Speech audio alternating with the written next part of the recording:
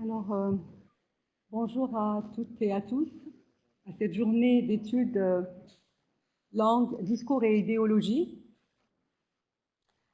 Avant de vous présenter notre conférencier principal que vous pouvez voir sur les deux écrans, je voudrais remercier devant vous le comité organisateur de cette journée et comité qui a travaillé d'arrache-pied pour rendre possible cette journée. Donc, par ordre alphabétique, Madame Louise Beaulieu, de l'Université de Moncton, campus de Shippagan, Madame Suzanne Benoît, de la Coalition francophone pour l'alphabétisation et la formation de base en Ontario, Madame Annette Boudreau, de l'Université de Moncton, campus de Moncton, Madame Mélanie Leblanc, de l'Université de Moncton, campus d'Edmundston, Madame Lise Pelletier, de l'Université du Maine à Fort Kent, Madame Jane Smith, de l'Université de Maine à Orono, et le dernier, et non le moindre, Monsieur Eric Trudel, de l'Université de Moncton, campus d'Edmundston. Comme conférencier principal, le comité organisateur a porté son choix sur Monsieur Jean-Marie Klinkenberg, que nous avons l'honneur et le plaisir de recevoir aujourd'hui grâce aux nouvelles technologies. Alors, juste pour l'anecdote, quand j'ai voulu préparer cette présentation, j'ai téléphoné au département d'études françaises à l'Université de Moncton, campus de Moncton, pour obtenir la biographie de M. Klinkenberg, sachant que le département venait de recevoir une copie récente. Et quelle fut ma surprise quand on m'a envoyé par courriel un document de 90 pages. Alors, vous imaginez ma panique. Préparer une présentation de quelques minutes à partir d'un document de 90 pages, ce n'est pas tout à fait l'idéal. Alors, pour régler mon problème, j'ai essayé de googler le nom de M. Jean-Marie Klinkenberg pour aller voir s'il y avait un document qui pouvait m'inspirer, un document un peu moins court, plus court plutôt. Google m'a donné 63 500 résultats. Ça n'arrangeait pas du tout mon problème, ça ne réglait pas mon problème. Donc, je vais essayer, malgré tout, de présenter M. Klinkenberg, bien que ce soit tâche un peu ardue. Je vais le faire en quelques mots, très rapidement, bien que je sache que ça ne donnera qu'un simple aperçu de l'ampleur de la contribution de M. Klinkenberg à l'enseignement et à la recherche dans le cadre de la francophonie. En fait, dans une entrevue donnée par M. Klinkenberg en 2007, M. Klinkenberg se souvenait que l'un de ses instituteurs au primaire, ayant remarqué son goût pour les mots et certainement sa facilité à les manipuler, l'appelait l'homme au vocabulaire. Depuis ce temps, M. Klinkenberg n'a pas cessé de confirmer sa passion pour le verbe à travers ses activités intellectuelles, son engagement et ses publications. Titulaire d'un doctorat d'État en philosophie et lettres obtenu en 1971, Jean-Marie Klinkenberg est depuis 1991 professeur titulaire et professeur émérite à l'Université de Liège, où il occupait la chaire de sémiologie et rhétorique. Il a également été président du Centre d'études québécoises de Liège et a créé à l'Université de Liège un centre d'études de la littérature francophone de Belgique. Il a été professeur visiteur dans de nombreuses universités à travers le monde et il est titulaire à 3 reprises d'une chaire Franqui, dont l'objet principal est de promouvoir le développement du haut enseignement et de la recherche scientifique en Belgique. Il est également expert au CNRS, à l'AUF et dans diverses institutions scientifiques nationales et internationales. Il est membre du conseil de rédaction de nombreuses revues scientifiques ou collections, et notamment directeur de la revue de linguistique française, Le Français moderne. Il est aussi président de l'Association internationale de sémiotique visuelle. Le nom est en anglais, mais je vais franciser pour la cause. Depuis 1996, il est membre de l'Académie royale de Belgique et membre du Haut Conseil de la francophonie. Actuellement, il est président du Conseil de la langue française et de la politique linguistique de Belgique. Parmi ses livres les plus récents, Précis de sémiotique générale, publié en 2000, La langue et le citoyen en 2001, la littérature belge, précis d'histoire sociale en 2005, Petite mythologie belge en 2009, Périphérique Nord, fragment d'une histoire sociale de la littérature francophone en Belgique en 2010, Faire voir, voir faire en 2010 également. Comme en témoignent ses nombreuses publications et ses activités très diversifiées, M. Klinkenberg est un intellectuel engagé qui n'hésite pas à mettre son savoir à la disposition de la société et du grand public. Sans plus tarder, je vais céder la parole à l'homme au vocabulaire pour nous présenter sa conférence intitulée « La francophonie comme idéologie, mythe et réalité d'un discours sur la diversité culturelle ».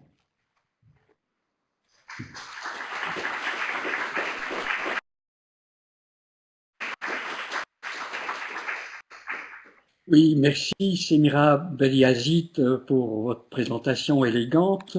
Je remercie aussi tous ceux, et en particulier Jocelyn Nadeau, tous ceux et toutes celles qui ont rendu ce tour de force technologique possible, puisque à cause d'un incident ridicule, une chute, je n'ai pas pu vous rejoindre pour participer à cet impressionnant congrès mondial acadien 2014, ce qui m'empêche de profiter du contact toujours stimulant que j'entretiens avec mes amis de l'université de Moncton et les autres que je salue ici. J'ai choisi de vous parler pour m'insérer dans le cadre de ce colloque d'un outil, d'une arme d'idéologie massive. Il s'agit ni plus ni moins du concept de francophonie, un concept que nous manipulons sans bien estimer son utilité ou sa dangerosité. C'est pour ça que j'ai parlé d'armes. Je vais le faire au cours d'un... Tiens, est-ce que la vidéo, le montage fonctionne? Voilà.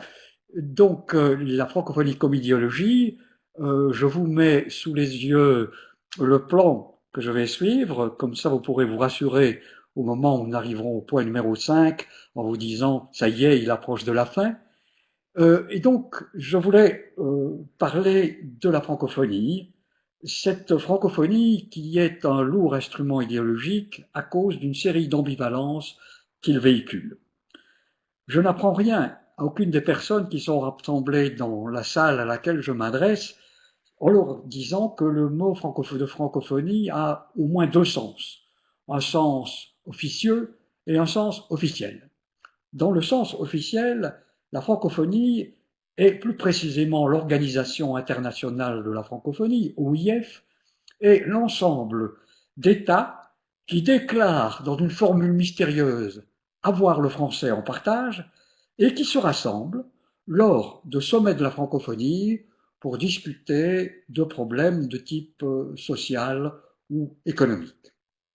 Mais pour beaucoup de personnes, francophonie, et là c'est le sens officieux, veut dire autre chose, désigne l'ensemble des personnes qui, de par le monde, pratiquent d'une manière ou d'une autre le français, soit parce que c'est leur langue maternelle, soit parce que c'est une langue seconde pour eux, ou la langue officielle de l'État où ils résident, soit encore parce que c'est une langue qu'ils ont apprise par devoir, par plaisir ou par obligation. Alors la première ambiguïté de la francophonie provient du fait que ces deux acceptions n'ont presque rien à voir ensemble. Dans l'ensemble des pays francophones, en effet, des pays de la francophonie, on trouve en effet un certain nombre de pays où le français est quasiment une langue aussi parlée que le sanskrit, le telugu, le grec ancien. C'est le cas de l'Arménie ou du Monténégro.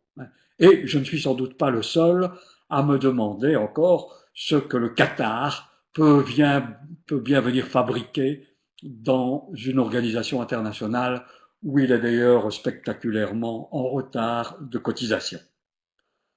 Et contrairement à ce que l'on imagine, l'Organisation internationale de la francophonie ne s'occupe que pas de langue française, dont on déclare pourtant quelle est son assise. Ce n'est que tout récemment que l'OIF s'est doté d'une direction des affaires linguistiques, mais jusqu'à présent, cette OIF a été impuissante à seulement susciter l'avènement d'un espace où les pays francophones pourraient discuter, où tous les pays francophones pourraient discuter ensemble de leur politique linguistique. On est donc fondé à se demander, mais la francophonie, pourquoi faire? Que peut-on faire ensemble que nous ne faisons pas mieux tout seuls? Du commerce. Si c'est le cas, on peut parfaitement le faire en anglais, et on le fait en anglais, ou dans toute autre langue qui conviendra. Promouvoir le développement et la démocratie. Là aussi, certains constats sont cruels. D'abord, la francophonie officielle n'a pas été très claire jusqu'à présent, ni très ferme, avec des régimes bien peu démocratiques de certains des États qui la composent.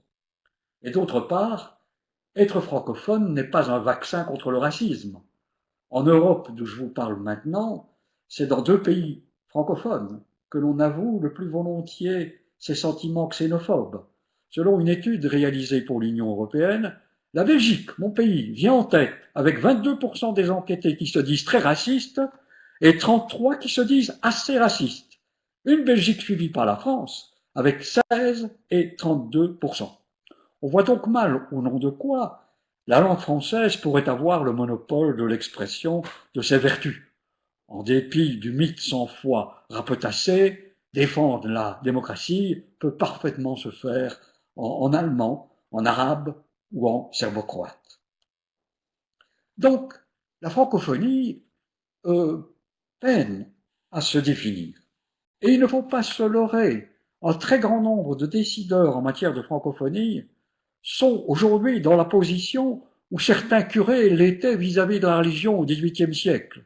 Ils continuent à dire les offices, ils continuent à administrer les sacrements, mais sans y croire. Les grands-messes francophones se succèdent donc, avec leurs flots de lait sucré au miel, avec leurs moelles de sureau, avec leurs buffets de guimauve, mais on n'est pas sûr que les officiants prêtent foi à leur liturgie. Danger donc, car arrivera un jour où un enfant criera que le roi est nu, et à ce moment-là, tout le monde dira « je n'y ai jamais cru ». Mais quand on dira « je n'y ai jamais cru », est-ce qu'on jettera, peut-être jettera-t-on certains bébés avec l'eau du bain?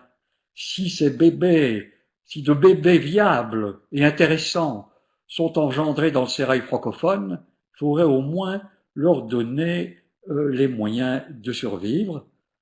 En termes moins métaphoriques, il faudrait donc en tout cas donner à chacun des francophones des raisons, de bonnes raisons d'investir dans cette francophonie. Donc de définir ce noyau dur des choses que nous, francophones, pouvons mieux faire ensemble.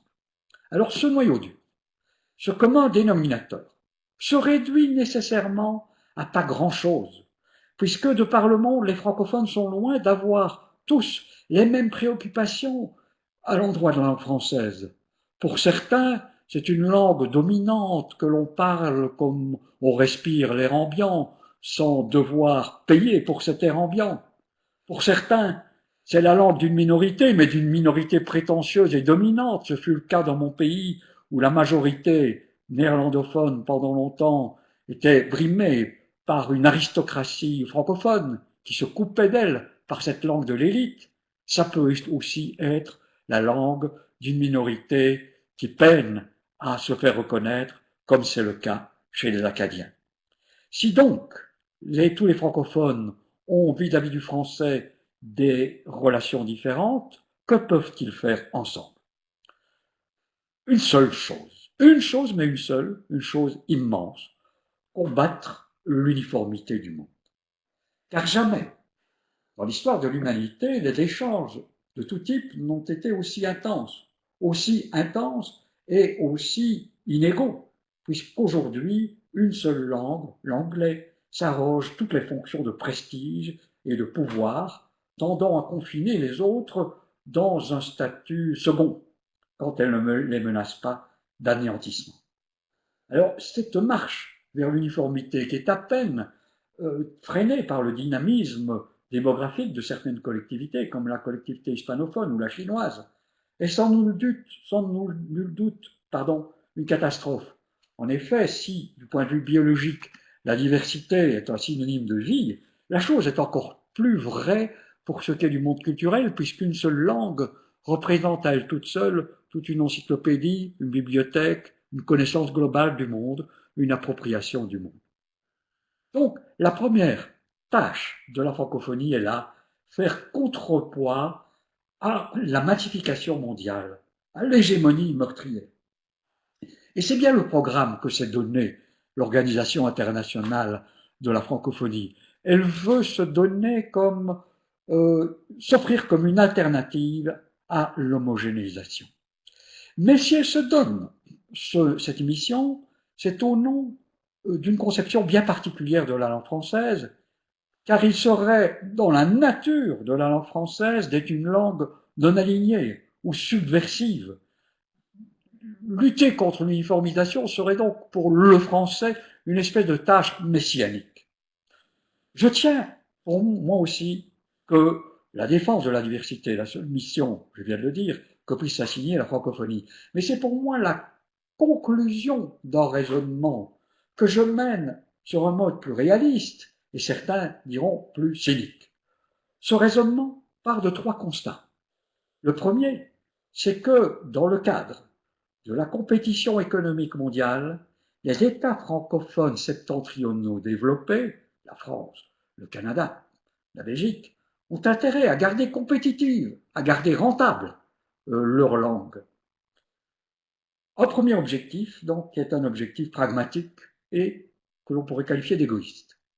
Mais il se fait que ce premier objectif pragmatique peut être conjugué avec un second objectif qui est à la fois pragmatique et idéaliste, qui est le développement du Sud. Or, la conjonction de ce premier et de ce second objectif en génère un troisième, plus résolument idéaliste, qui est le maintien de la diversité culturelle. Ce dernier objectif ne vient donc chez moi, je le répète, qu'en conclusion et non en prémisse. Il ne découle pas de la nature du français, mais de sa position conjoncturelle en ce début de troisième millénaire. D'une part, il peut encore être l'expression de la modernité. De l'autre part, il est assez fort pour être fédérateur, à l'instar d'autres langues comme l'arabe ou l'espagnol, mais assez faible pour n'être pas ou n'être plus universellement dominateur. En d'autres termes, le français occupe, mais il n'est pas le seul, une position tactique favorable. Favorable, voire, par qui il nous faut à présent nous demander si la francophonie est bien à même d'exécuter cette mission. Et je passe donc au point numéro 3. Il nous faut, pour répondre à la question de savoir s'il est bien à même d'exécuter cette mission, il nous faut examiner le chemin qui a mené la francophonie à se trouver cette vocation.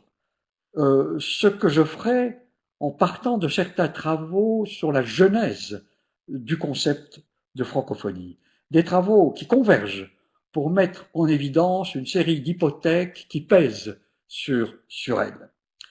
Premiers travaux, les travaux d'un auteur allemand, spécialiste en géographie culturelle, Georges Glaz, qui distingue 3 phases dans l'histoire de la francophonie, 3 phases que je décris ici de manière cursive.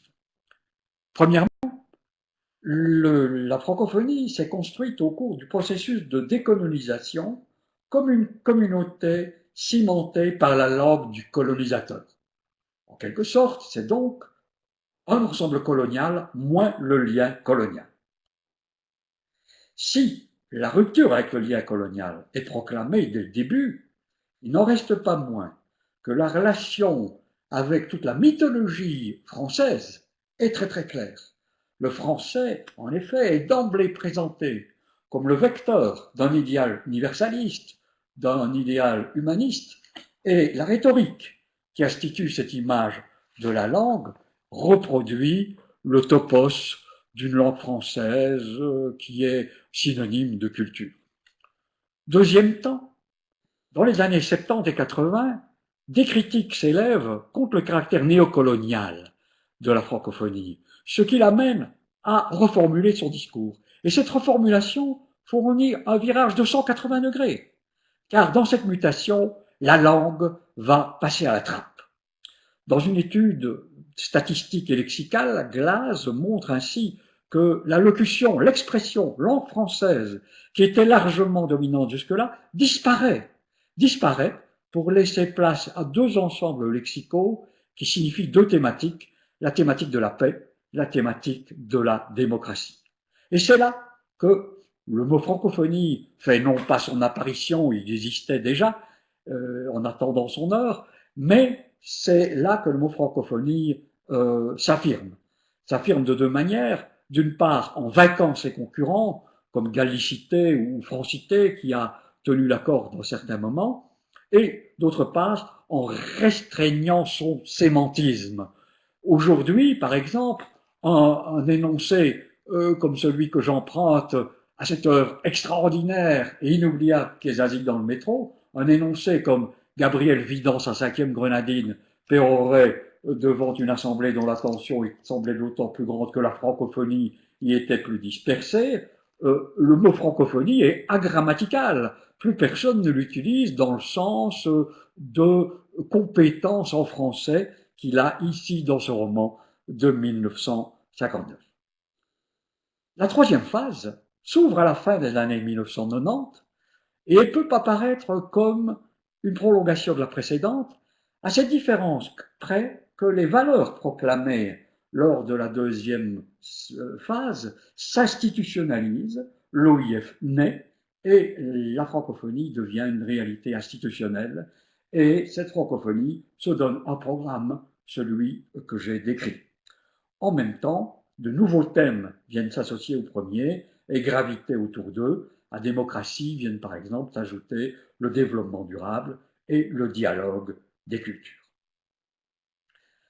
Les travaux de mon concitoyen, et même plus que ça, disciple, François Provenzano, partent d'un autre horizon. Ils entendent contribuer à une réflexion visant à doter les études francophones d'une épistémologie solide, et pour cela, ils se penchent essentiellement sur les textes qui disent la pensée francophone. Les travaux de Provenzano confirment ceux de Glaz, et notamment ce phasage en 3 étapes, mais Provenzano montre sans doute mieux les ambivalences du discours francophone, car en effet, il met en évidence que dans sa rhétorique, la francophonie n'a cessé d'associer, tant bien que mal, deux thèmes contradictoires. Et c'est évidemment cette contradiction qui nous intéresse, nous, chasseurs d'idéologie. D'une part, à ses débuts, la francophonie a surtout relayé, et je l'ai déjà signalé, le discours traditionnel de l'universalisme français, en caressant le rêve d'une civilisation de l'universel. Et les grands pères fondateurs donnent à plein dans cet ensemble de lieux communs.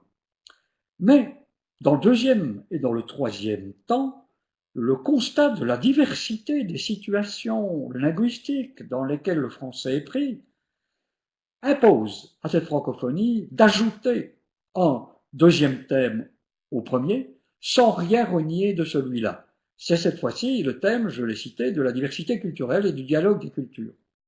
Mais pour François Provenzano, ce thème n'est rien d'autre qu'une version euphémisée des luttes pour la reconnaissance symbolique qui animent des minorités francophones lorsqu'elles se définissent par une dimension langagière, comme c'est le cas avec des fortunes diverses au Québec, en Acadie ou dans les jeunes États africains.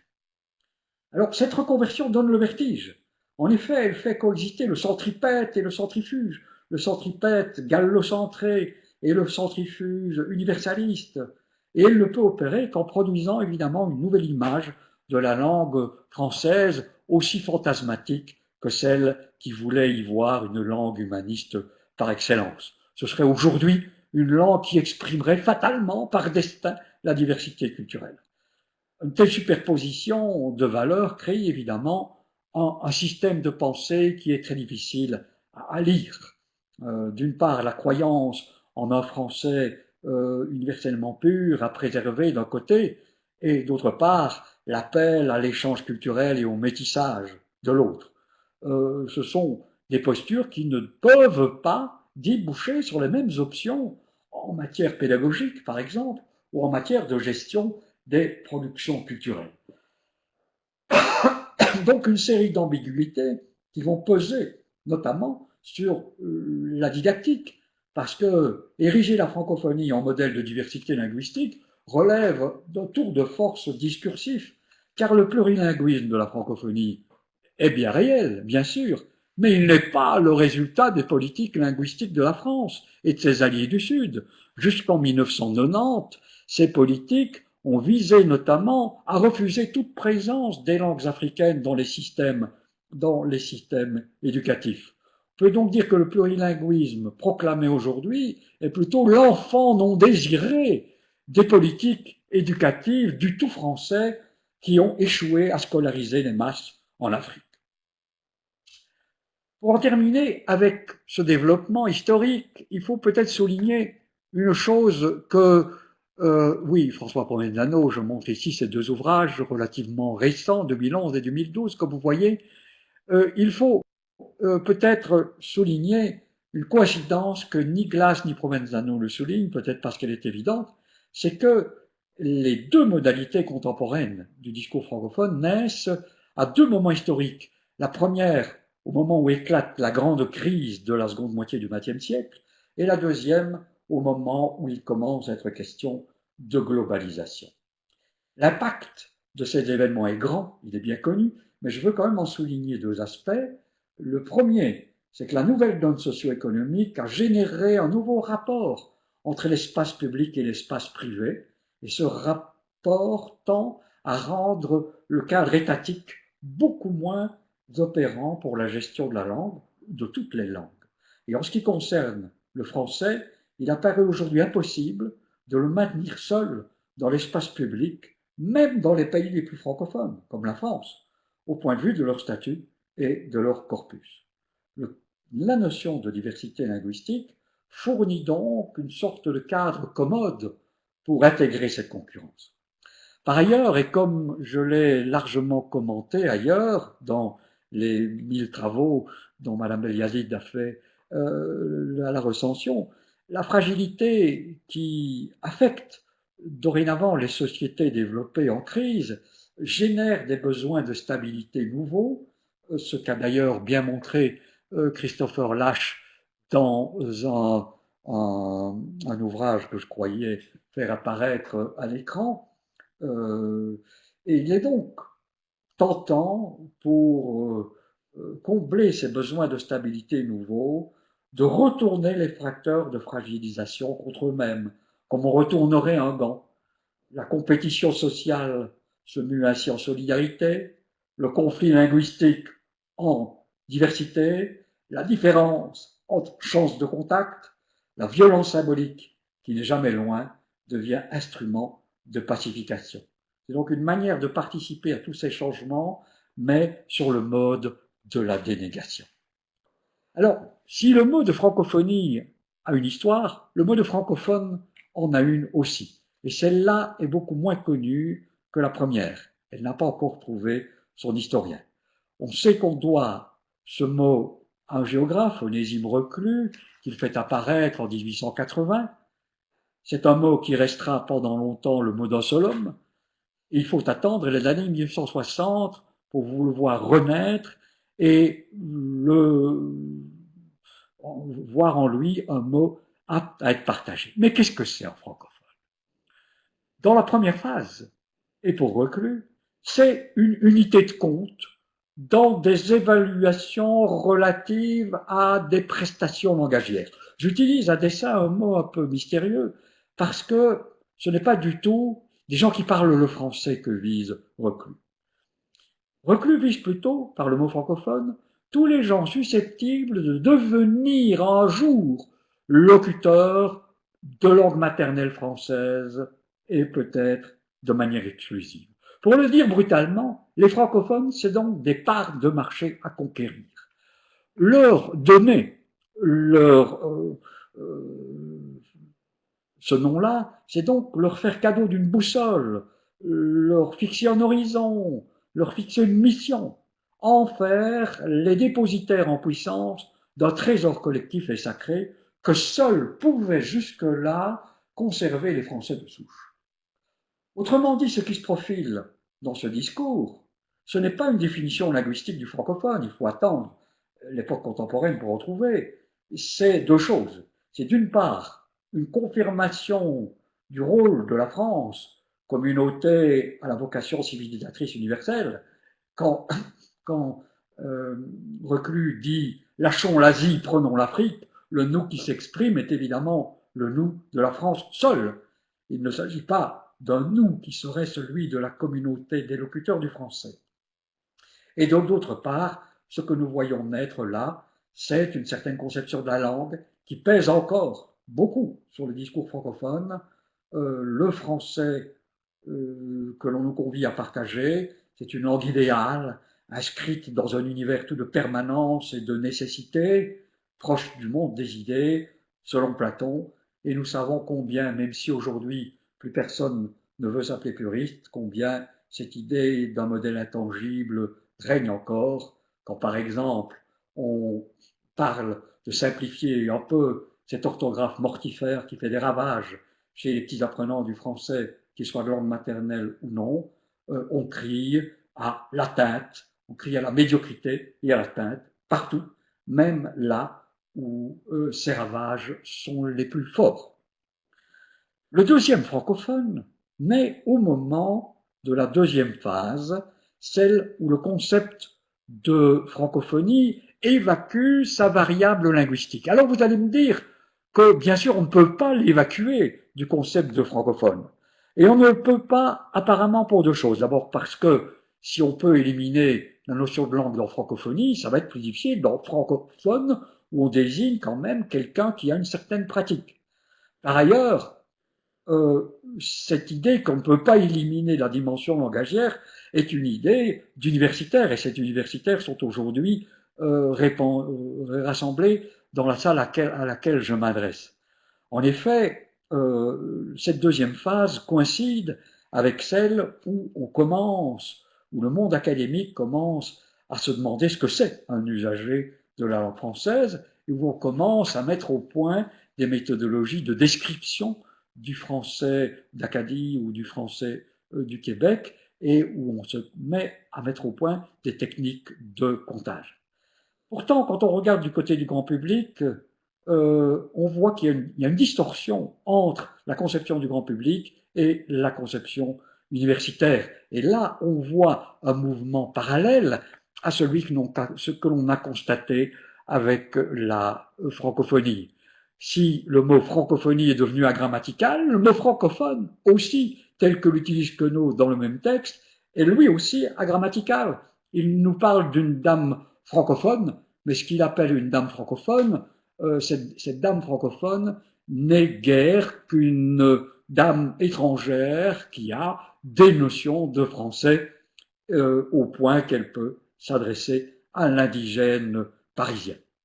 Donc, ce que l'on voit, c'est en fait que le mot francophone désigne surtout une espèce d'identité. Au mieux, une essence, au pire une essence, au mieux, une appartenance sociale. Et je peux le montrer avec un exemple très très précis.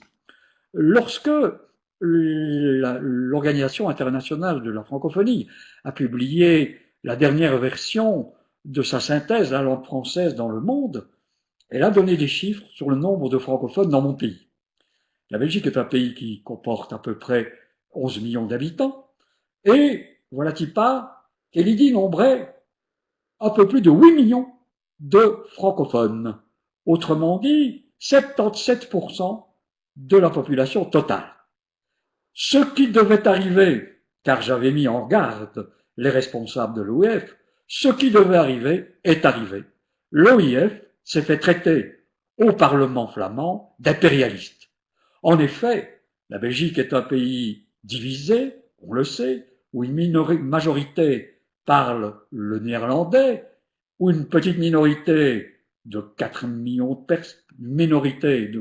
personnes à peu près, une bonne partie de Wallons, une partie de Bruxellois francophones, une partie de francophones qui sont en Flandre, spécialement dans la périphérie bruxelloise, une minorité francophone qui doit se chiffrer à peu près 4 millions de personnes, si on tient compte donc de cette répartition politico-sociale.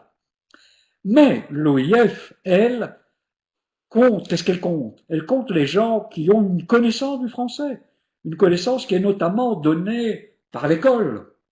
Et donc, du coup, elle compte un certain nombre de flamands scolarisés. Et dans ces flamands scolarisés figure évidemment un très grand nombre de héros de la cause nationaliste flamande, qui n'ont de cesse de traquer l'impérialisme francophone. Et voilà que l'Organisation internationale de la francophonie les compte au nom des francophones. Donc, il y a ici un choc entre deux conceptions du francophone, le francophone comme identité, là ils sont 4 millions en Belgique, le francophone comme compétent d'une certaine manière en langue française, et là ils sont plus du double, plus de 8 millions. Cette identité francophone est toujours une identité seconde. En effet, on est d'abord québécois, on est d'abord acadien, on est d'abord bruxellois francophone, on est d'abord sénégalais, avant d'être francophone tout court. Un caractère second, mais non secondaire, parce que cette identité, comme toutes les identités fondées sur la langue, ou la religion, ou le sexe, ou la couleur de la peau, permet de radicaliser les oppositions sociales, mais surtout, cette identité seconde donne une extension et donne une légitimité à la première. En renvoyant la possibilité de l'échange, elle donne donc une universalité. On arrime la petite collectivité au rêve d'une plus grande.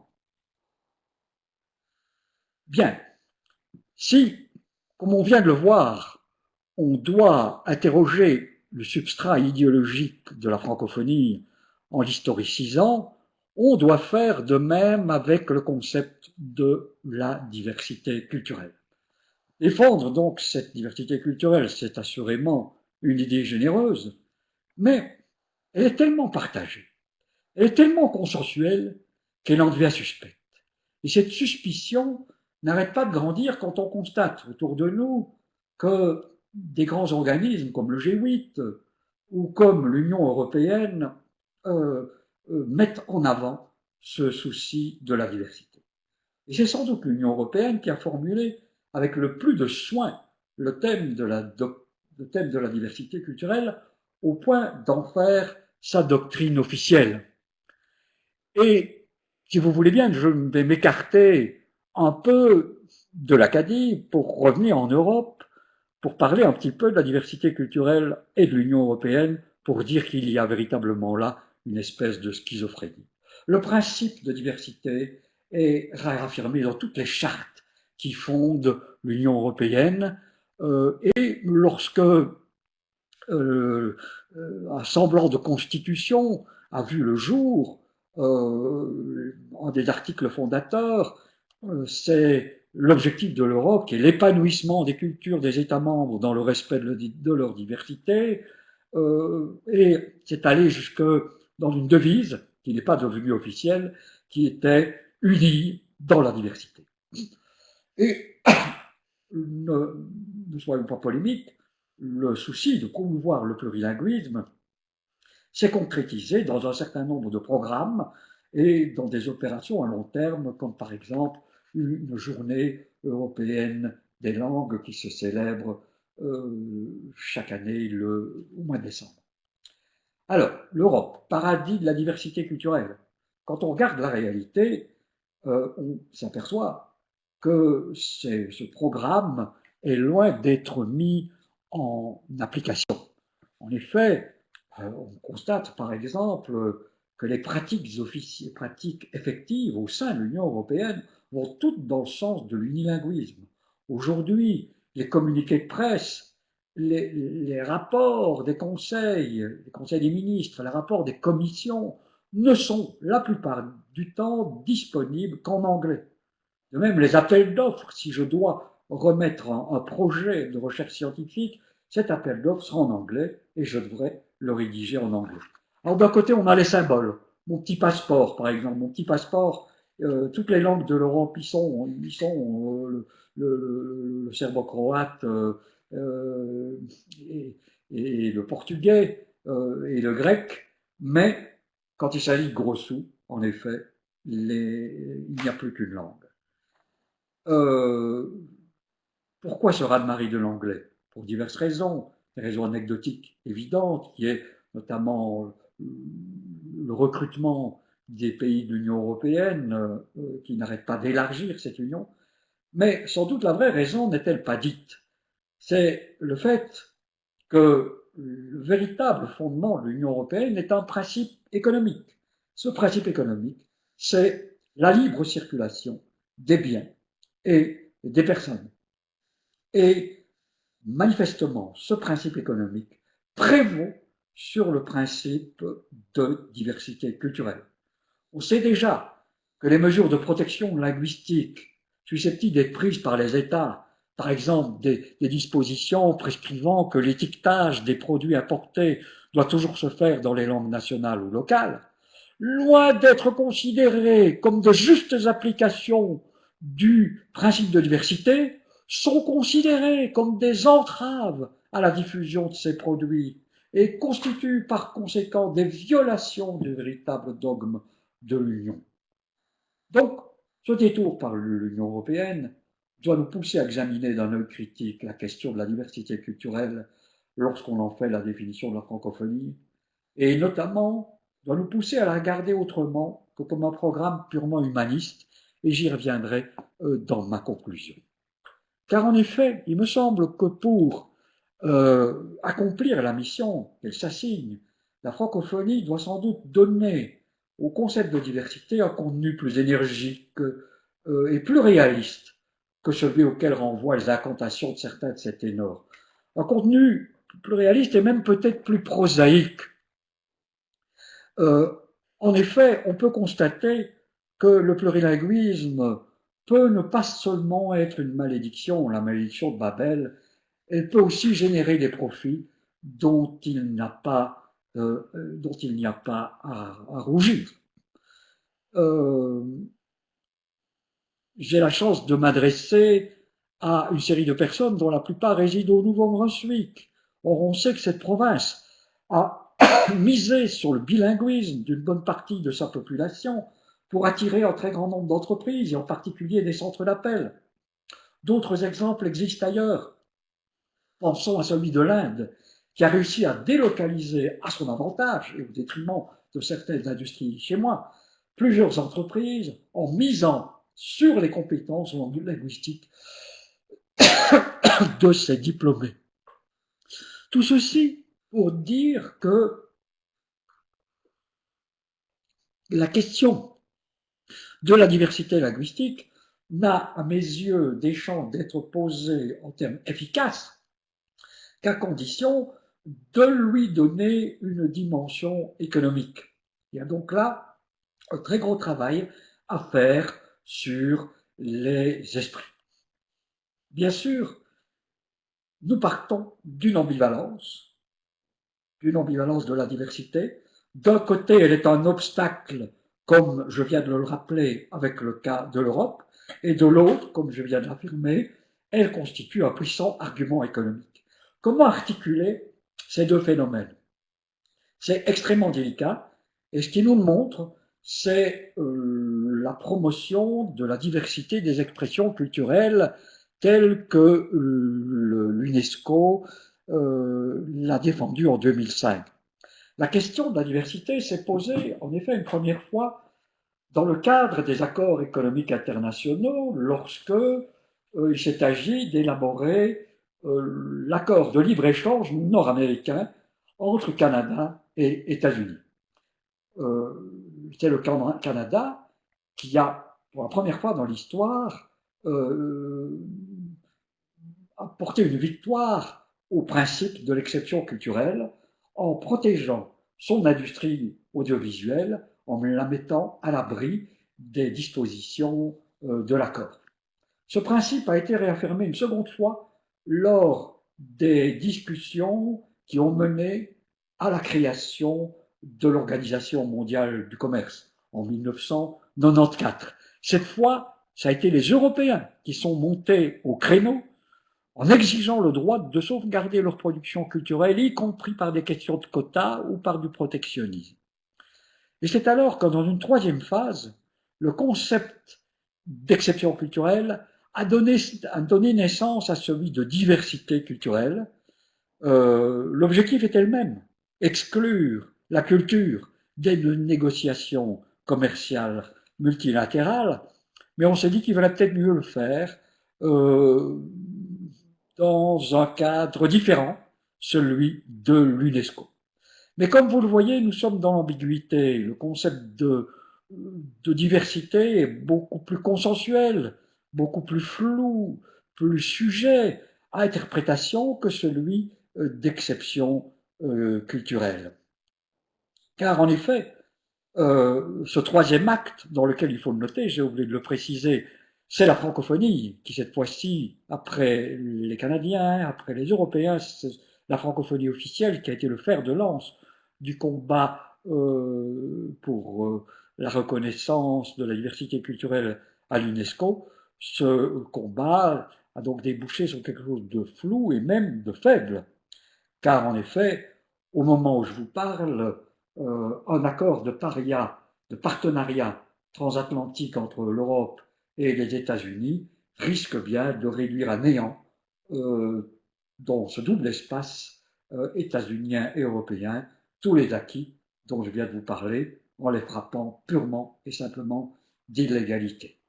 L'essentiel, donc le combat continue, l'essentiel était pour moi de montrer qu'on pouvait aussi lester le programme de lutte pour la diversité d'un contenu social et économique réel. Mais maintenant, il nous faut nous poser la question, et j'approche du terme de cet exposé, il nous faut quand même nous poser la question, si le français doit continuer à mener ce combat, est-il bien équipé pour le mener? Il me semble que s'il doit être la langue de la diversité, il doit obéir à plusieurs conditions qui sont autant de mutations qu'il doit connaître. Ces mutations sont au nombre de 4, au point que le paragraphe que j'affiche pour l'instant à l'écran devrait être revu. Il ne s'agit pas d'un effort, comme le dit le slogan sadien, mais d'un quadruple effort. 4 efforts, se garder pour le français de certaines de ses traditions, je vais beaucoup citer sur cette première tradition, casser certaines des représentations qui lui sont associées, repenser le rapport entre le locuteur et sa langue, et résoudre certaines de ses contradictions. Se garder de certaines de ces traditions, disais-je, ou plutôt d'une de ces traditions qui ne le désigne pas particulièrement pour jouer le rôle de la différence. Je veux parler du centralisme. Car en effet, faire la diversité linguistique, c'est faire entendre la voix de la différence. Or, cette voix de la différence n'a guère été entendue dans la tradition française. Si nous prenons un petit peu d'altitude, nous pouvons en effet constater que les grands ensembles culturels sont en général structurés autour d'un ou de plusieurs centres où se concentrent tous les organes de la vie culturelle, les organes les lieux à partir desquels la création artistique, par exemple, s'organise. Et ces centres ont la particularité d'exercer leur influence au-delà des frontières et tendent donc à capter ont assimilé des ensembles culturels plus petits, trop flous, trop fragiles, pour résider à leur pouvoir d'attraction. On peut donc utiliser la métaphore du système solaire, de même que chaque corps céleste décrit une orbite autour de l'astre central et reste sur cette orbite grâce aux forces gravitationnelles. La trajectoire des cultures périphériques est tributaire du rapport qu'elles entretiennent avec le centre. Ces cultures subissent à la fois des forces centripètes qui les attirent vers ce centre, qui émettent dans l'ombre de ce soleil, et des forces centrifuges qui l'en tiennent éloigné. Et l'histoire montre que tantôt ce sont ces forces centrifuges, tantôt ces forces centripètes qui jouent.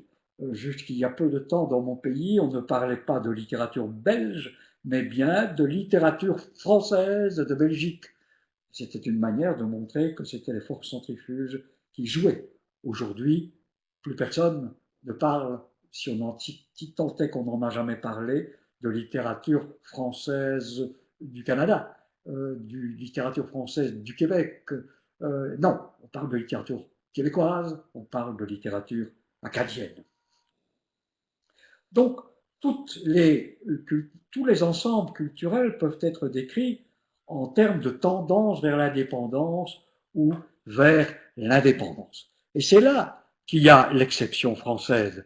S'il n'a pas de sens à se poser la question de savoir où est le centre de la culture américaine, bon, c'est Hollywood pour le cinéma, c'est Broadway pour le théâtre, hein. S'il n'a pas de sens à se poser la question de savoir où est le centre de la culture allemande, si vous demandez ça à un Allemand, il vous dira que cette question n'a pas de sens. Pour ce qui est du français, la réponse jaillit avant même d'avoir été posée, que la question a été posée. Il n'est bon bec que de Paris. Que dis-je, Paris? Non, un petit carré de quelques centaines de mètres de côté sur la rive gauche de la Seine. C'est là que sont concentrés tous les cafés, tous les organes de célébration et d'institutionnalisation célèbres dans l'histoire de cette culture française. Voilà donc un premier effort à faire pour que le français soit une langue de la diversité. Combattre le centralisme prévalent dans l'univers qu'il fédère. Et lever cette hypothèque est une tâche très très lourde, car cette hypothèque a au moins trois visages. Au moins un visage institutionnel, un visage économique et un visage psychologique. On pourra prendre pour exemple des pesanteurs institutionnels, le fait que les alliances françaises, c'est un exemple, les alliances françaises qui sont un des fers de lance les plus efficaces dans la diffusion internationale du français, ces alliances françaises éprouvent parfois bien des difficultés à mettre en place des synergies avec des partenaires francophones en pays tiers afin de mener des actions de diffusion et d'animation. On arrive parfois ainsi à des situations paradoxales du genre de celles que j'ai vécues naguère au Vietnam. Il y avait une foire aux langues qui avait pour objectif la promotion des principales langues européennes. Vous pouviez suivre un cours de hongrois, un cours de danois, mais poursuivre un cours de français et être initié à l'écriture française, il n'y avait là, pour répondre à l'appel, qu'une poignée de Wallons parmi lesquels je me trouvais. La France était absente, impossibilité de nouer ces synergies. Quant au facteur économique, son rôle est évident et massif, parce qu'elle est la principale pourvoyeuse de fonds dans les coopérations multilatérales en francophonie, où la francophonie ne compte que des pays parmi les plus pauvres du monde, parce qu'elle est la principale pourvoyeuse de fonds, il est compréhensible et légitime que la France entende marquer de son sceau à elle les dites coopérations. Tout ceci est évident, mais peut-être pas aussi évident que l'impact psychologique du centralisme sur lequel on pourrait s'étendre très très longuement. Tout francophone est quelqu'un qui naît avec une espèce d'hypertrophie de la glande grammaticale, il se demande ce que je dis est-il bien français, et quand il dit français, c'est souvent est-il bien conforme à cette espèce de saint des saints, est-il conforme à ce génie qui est caché dans une sorte de saint des saints situé sur cette fameuse rive gauche. Il y a plus de roi soleil depuis longtemps, mais depuis plusieurs siècles, l'usager de la langue française n'a pas cessé d'intérioriser l'image d'une langue soleil. Et il faudra quelques décennies pour l'en extirper. Une chose est certaine, c'est que le mouvement est en marche, bien sûr, mais il ne l'est que timidement. Je vois que le temps passe. J'aurais voulu rappeler quelques exemples montrant que nous sommes dans un mouvement de polynomisation du français. Par exemple, pour ce qui est des politiques terminologiques propres, où nous voyons que pour la féminisation des noms de métiers, la République française a été bonne dernière à légiférer. Dans les questions de réforme de l'orthographe, si le mouvement de rectification de 1990 a été lancé en France, nous voyons qu'il connaît ses plus grands succès en Belgique et en Suisse, ou encore nous pouvons constater que les dictionnaires ont cessé à la fois de représenter un Français de France et d'avoir la prétention à parler au nom d'un certain nombre de millions de francophones. Mais j'insiste sur le fait que ce mouvement est fragile. Cette ouverture des dictionnaires, par exemple, et n'est pas nécessairement une véritable prise en compte des réalités locales, elle est plutôt une sorte de concession, parfois un peu condescendante au folklore, et de toute manière, elle est dictée par des considérations de type surtout économique. On a fait droit ainsi aux particularités des grands acheteurs du dictionnaire Larousse. Dans le Larousse, j'étais conseiller chez Larousse pendant très très longtemps, il y a beaucoup de belgicisme, j'en suis le responsable. Il y a beaucoup de cavécisme, il n'y a pas beaucoup d'acadianisme, parce que sans doute le marché ne le justifie-t-il pas. De même, en matière de réforme de l'orthographe, si aujourd'hui, ce n'est pas un mystère de le dire, le mouvement est bloqué, et bloqué complètement par les pouvoirs politiques. Il est bloqué en France, et le Québec, qui longtemps nous a montré la voie en matière de dynamisme, fait preuve ici d'une très très grande frilosité, n'entend pas modifier quoi que ce soit au supplice orthographique des petits écoliers. Donc, on est plutôt dans un mouvement dialectique très difficile, où aujourd'hui continuent à régner les normes centrales et où en même temps nous sommes invités à participer à l'élaboration de normes endogènes. Nous devons faire coexister à la fois cette conscience d'un grand marché linguistique où il y a des lois, car un marché a des lois, et sur ce marché, il y a de la violence, il y a de la violence symbolique, cette violence symbolique qui ne se dit pas et dont Bourdieu en a beaucoup parlé. Et il y a donc, d'autre part, un désir de la reconnaissance locale. Le deuxième effort,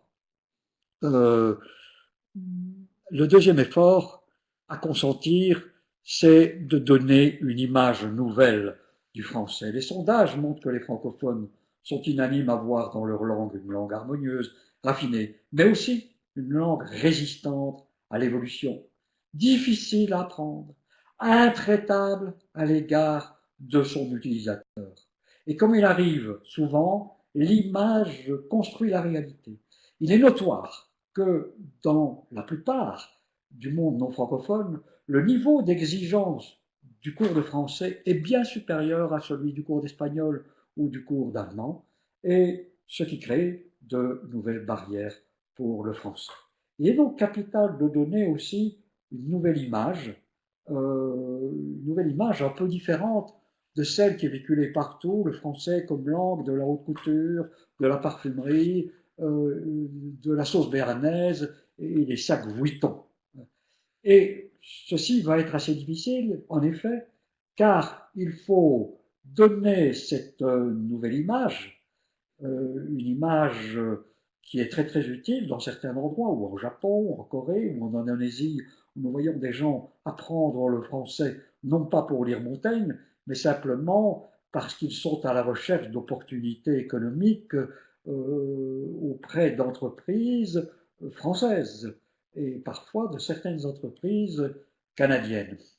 Donc il s'agit à la fois de donner une nouvelle image de modernité sans perdre les partenaires qui étaient fidèles et qui ont été acquis à la langue française, peut-être parce qu'elle véhiculait cette idée de luxe, de luxe.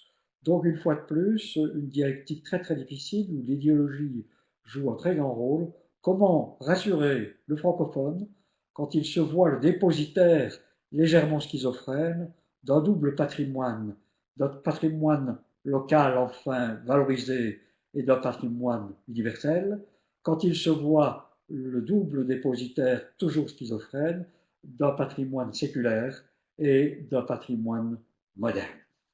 Le troisième effort à consentir, et là je vais aller assez vite, c'est de nouer un nouveau rapport entre la langue et l'usager. Dans tous les pays du monde, la relation entre la langue et le locuteur est une relation problématique. Dans beaucoup de cas, le locuteur est soumis à sa langue.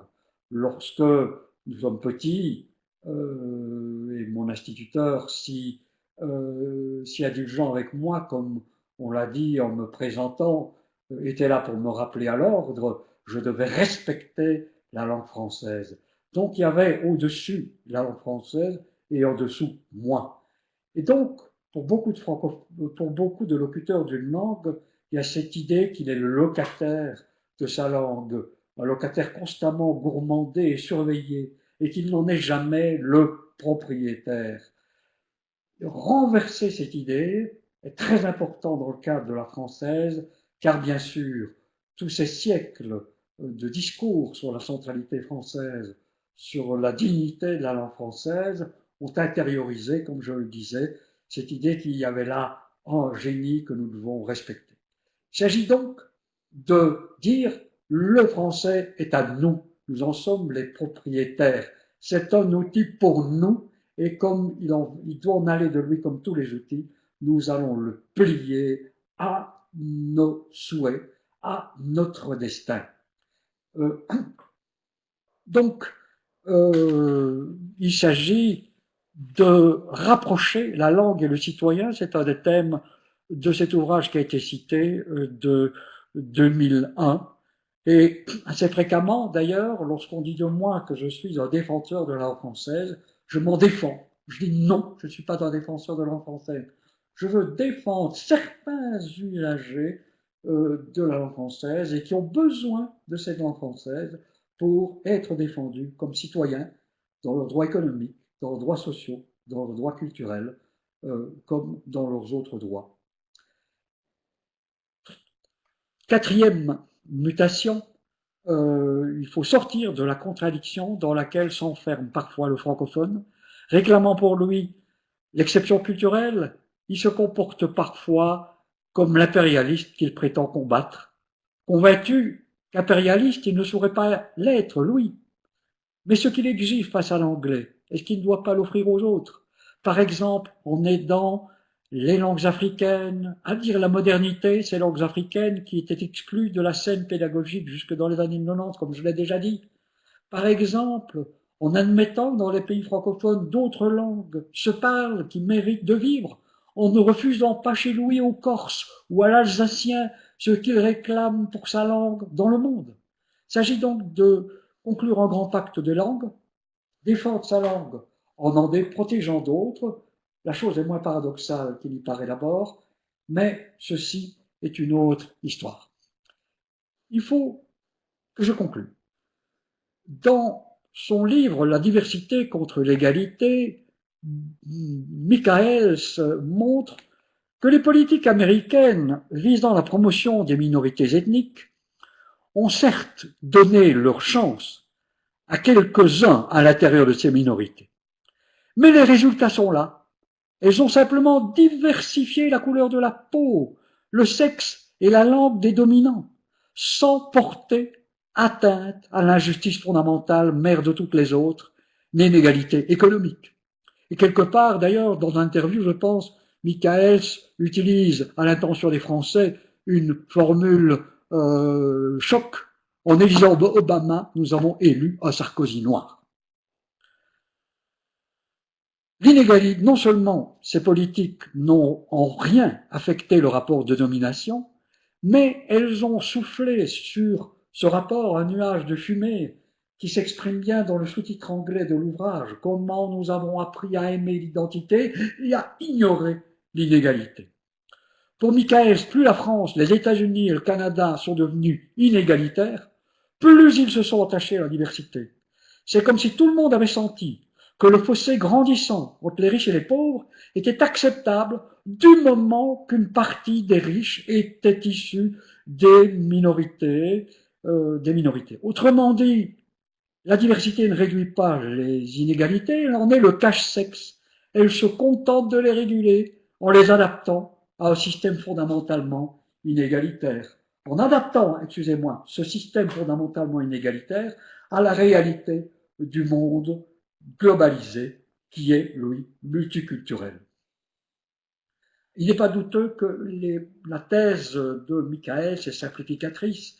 Il est évident que des variables comme le sexe, la culture, la langue ou la race conservent une valeur prédictive et explicative quand il s'agit de décrire les mécanismes de l'exclusion. Mais au moins pointe-t-il une responsabilité qui s'incombe à ceux qui entendent s'engager dans le combat pour la diversité culturelle. Comment faire pour que ce combat, qu'il convient d'inscrire aux côtés des luttes antiracistes, antisexistes, anti-homophobes, constitue une contribution authentique à la justice et à l'égalité? Comment faire? Une fois de plus, donc, nous voyons que la langue est à la fois un révélateur de problèmes qui se situent en dehors d'elle et un élément du traitement de ces problèmes. Articuler la lutte pour la diversité culturelle à l'effort bien nécessaire pour transformer notre société d'inégalité et de violence en une société décente, voilà qui nous éloigne de la langue de bois francophone. Je vous remercie pour votre bonne attention.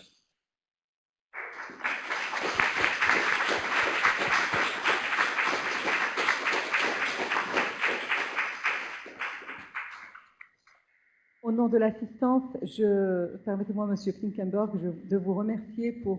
je dois regarder là-bas, excusez-moi. Je dois vous remercier pour l'excellente conférence, très enrichissante et certainement qui va stimuler la réflexion, qui va nous permettre surtout de revoir notre définition de la francophonie et qui va aussi stimuler l'échange. Donc, on a quelques minutes pour 2 ou 3 questions, si vous le permettez. Donc, voilà. Je donne la parole à l'assistance. Il y a des questions ou des commentaires?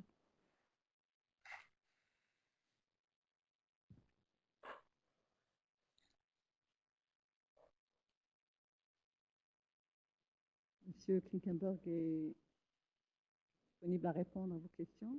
Oui, j'ai déjà, je pense, abusé de la patience de cette assistance. En effet, je pensais ne parler que 50 minutes et je me suis laissé aller quand même à déborder largement ces 50 minutes jusqu'à 1 heure. Rassurez-vous, on n'a pas vu le temps passer. C'était très passionnant.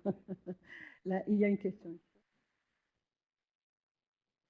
Je vous remercie beaucoup pour cette présentation. Je l'ai trouvée vraiment très intéressante. Je pense qu'il y a beaucoup de choses à mettre en perspective. J'ai une question assez générale. Qu'est-ce que vous pensez de la place que les universitaires peuvent avoir, et notamment dans ces changements-là, et puis pourquoi pas dans le cadre de l'OIF, de manière très très concrète? Merci. Oui, deux questions, et la seconde est un très très vaste programme. Pour ce qui est des universitaires, je trouve qu'il faut, ce sont des êtres qui apprennent la nuance, il faut donc leur dire que là aussi, des positions doivent être nuancées. Il ne s'agit pas de les crisper sur des questions de défense de la langue française à tout crin. Il faut faire connaître ces travaux, et bien sûr, une bonne partie de ces travaux doivent circuler en français, en anglais, Il faut donc apprendre l'anglais, il faut s'assurer que la connaissance de l'anglais est acquise chez les universitaires, mais certaines attitudes, il s'agit peut-être d'encourager à ce qu'un certain nombre de congrès se passent en plusieurs langues, en généralisant des expériences, l'exposé en anglais, le PowerPoint en français ou vice-versa. On s'aperçoit en effet que la connaissance des langues est beaucoup plus répandue qu'on ne le pense chez les universitaires dans des grands congrès. Donc il s'agit peut-être à la fois de donner des crédits pour la traduction dans ces congrès, mais surtout sur le plan des langues d'enseignement, il s'agit de rompre avec cette idée que l'on va attirer des élèves en donnant des cours en anglais. Je pense que si des élèves viennent à Paris pour étudier les mathématiques, s'ils avaient voulu le faire en anglais, ils seraient allés aux États-Unis. Il faut toujours préférer l'original à la copie. Je prends l'exemple des mathématiques expressément car le français reste la langue dominante de cette discipline. Mais il est évident que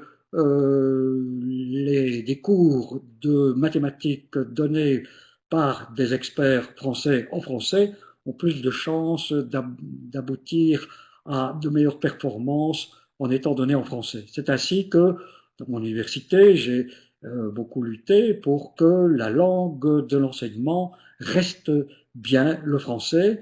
Il est difficile évidemment de faire des expérimentations et de voir si on aurait plus d'élèves en donnant des cours en anglais, si on en a moins en donnant des cours. Malheureusement, on ne peut pas procéder à des expériences de ce type-là, mais je pense qu'il y a là certaines formes de responsabilité pour influer les politiques universitaires.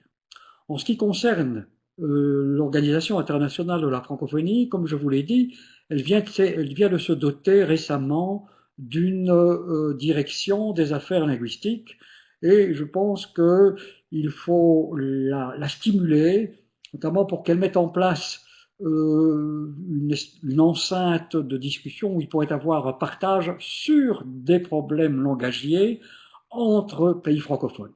Actuellement, une telle chambre de concertation existe, mais uniquement entre les États francophones qui se sont dotés d'une instance officielle de gestion de la langue.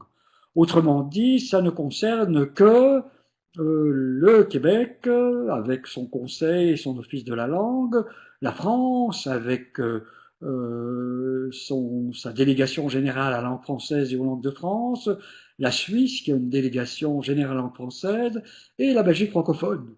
Il n'y a pas, par exemple, un organisme du Nouveau-Brunswick en matière de gestion de la langue. Donc, c'est une de nos responsabilités. Nous nous voyons toutes les années pour échanger des expériences, faire des recommandations à nos gouvernements. C'est une de nos responsabilités que de susciter des initiatives de l'organisation de la francophonie pour, par exemple, qu'il y ait un accord entre l'Académie africaine des langues et une espèce de chambre de la gestion du français en Afrique. Et pour cela, l'idéal serait évidemment de susciter des organismes, la naissance d'organismes gouvernementaux.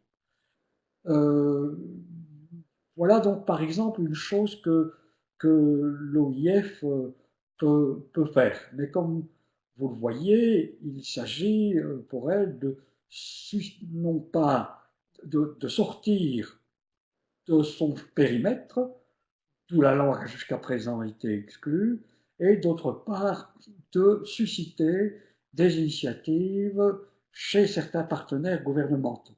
Donc la tâche est très très lourde. Merci. D'autres questions?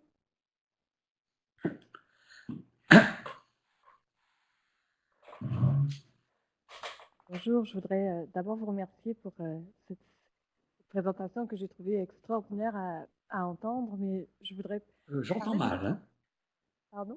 Oui, Je voudrais devant le micro. Oui, d'une tension que vous avez abordée, mais qui a des conséquences sur l'espèce de programme que vous proposez. D'un côté, la défense du français dans le monde se fait au nom d'une diversité des langues avec laquelle on sera bien d'accord. J'entends très mal, hein. Il faudrait parler plus Est-ce que fort c'est devant mieux? le micro. Est-ce que c'est mieux? Oui, mais parlez fort, hein. D'accord. Donc, d'un côté, la défense du français dans le monde se fait au nom de la diversité et de plus en plus. Et de l'autre, et vous l'avez relevé, l'espace francophone est un des espaces linguistiques qui est le plus intolérant de la variation linguistique.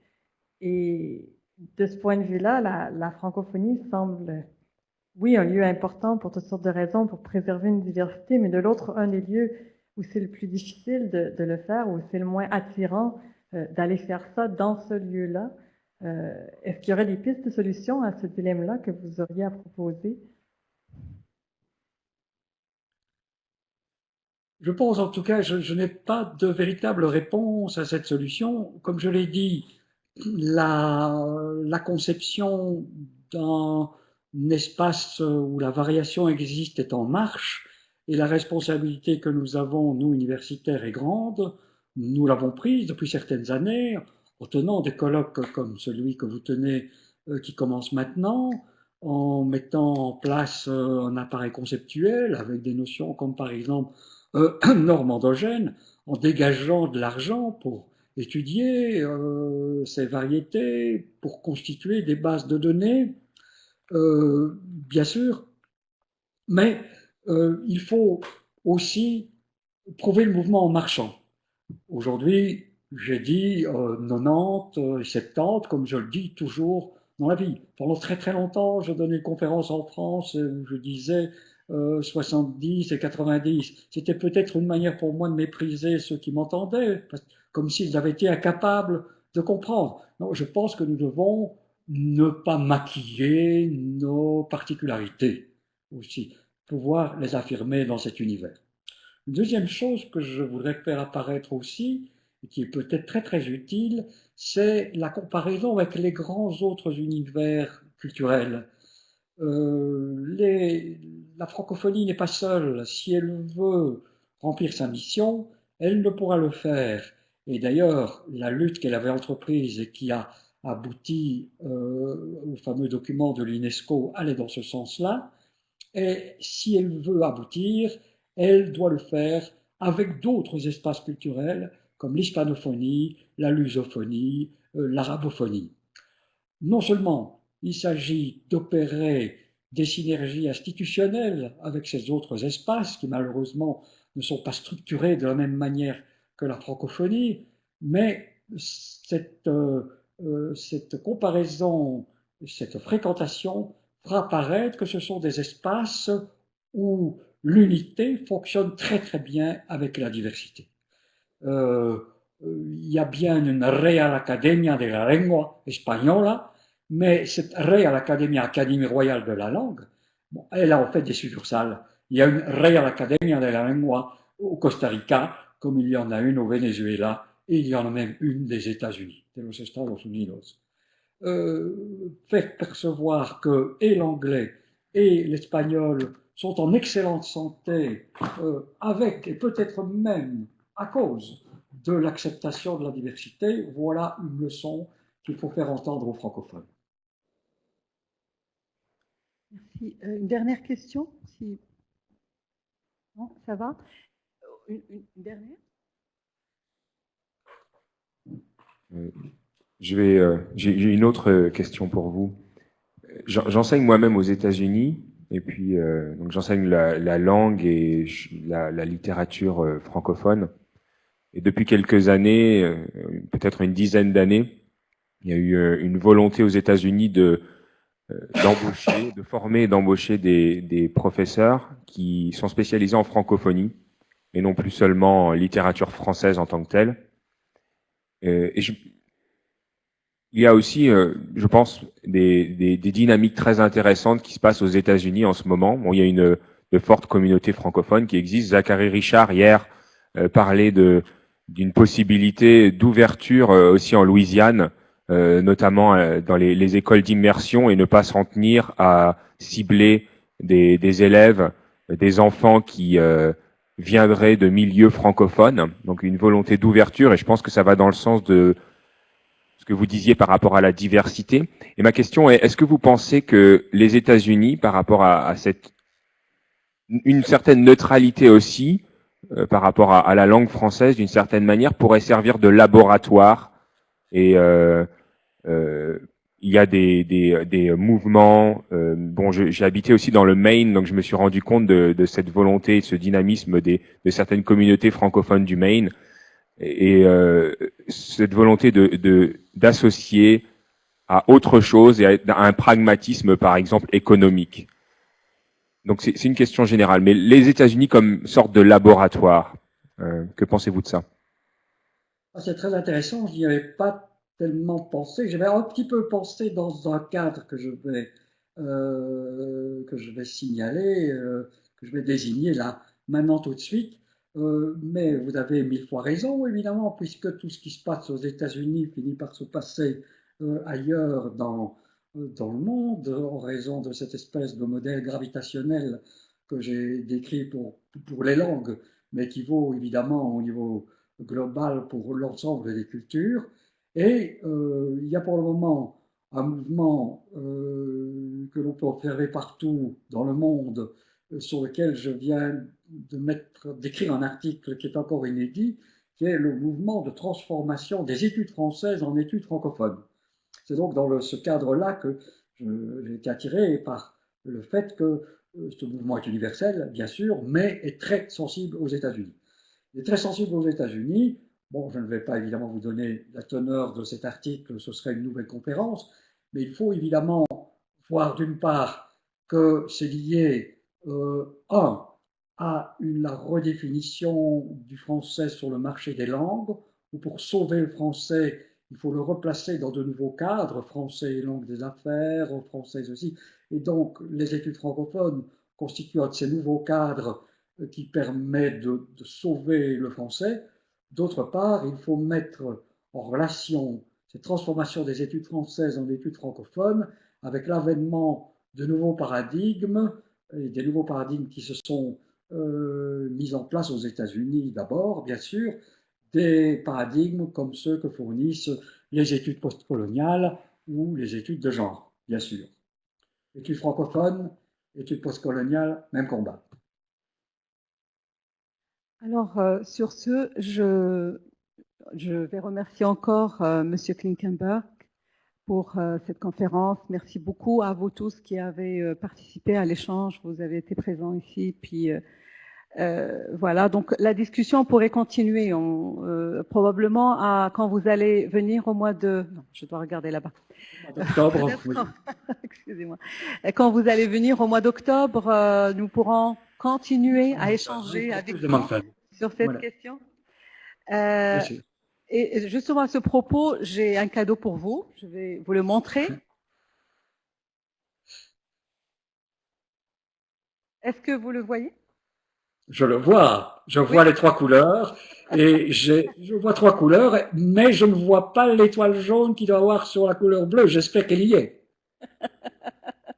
Donc, ce cadeau, nous allons vous le remettre au mois d'octobre quand vous serez ici à Moncton.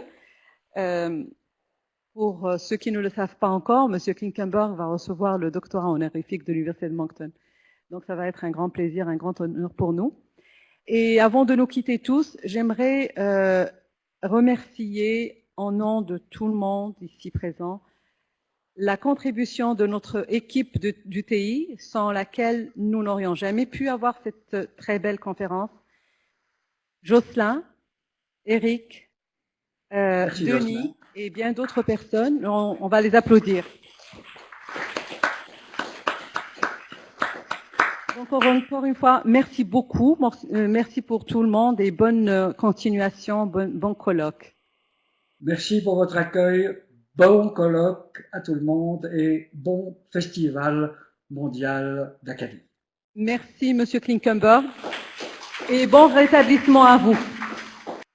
Bonne fin de journée. Bonne soirée plutôt.